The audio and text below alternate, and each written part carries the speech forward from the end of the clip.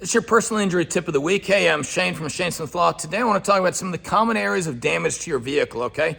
Sometimes after a car accident, people are very quick to say, hey, there's not a lot of damage to my car, and they move on without thoroughly inspecting it, okay? This happens a lot when the damage doesn't appear to be significant, or maybe when you drive an older car and you're like, hey, it's not that bad, and the idea is basically that there's not a lot of damage to the vehicle, okay? But however, a lot of times this can be minimizing the damage. And when the insurance adjusters come out, if you don't take it to a body shop, they're gonna just eyeball it and then make you an offer on the case, okay? And this is where I worry, because a lot of times people will miss damage to their vehicles and it's actually much more significant than they thought, okay? I'm gonna talk about a couple of the damage areas to a pickup truck that a lot of people miss, and on another video, we'll talk about areas to a car, okay?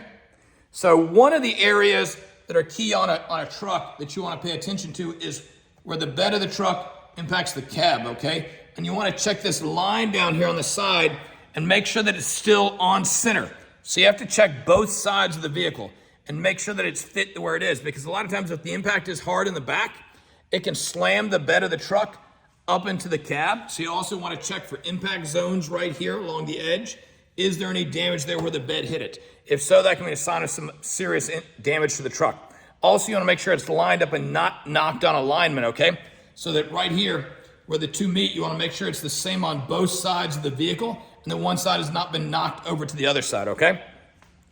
Another big area on a truck is they've got reinforced bumpers, okay? And what that means is there may not show a lot of damage to the vehicle. That's why a lot of body shops will actually take the bumper off all the time in cars and trucks and inspect those pads or the metal brackets there to make sure there's no damage. But also in a truck, you want to make sure that the bumper has not been twisted down or knocked down any so it's out of alignment there. Also, check near your trailer hitch, okay? On a lot of vehicles, trucks that are reinforced down there, obviously they can take a lot of damage or a lot of impact, but that can actually become twisted and turned if it's struck hard, so it can be knocked down so there's a gap in between the two.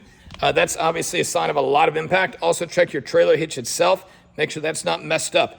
But the key area is that bumper turned down or is it knocked sideways, okay? Right here along the side.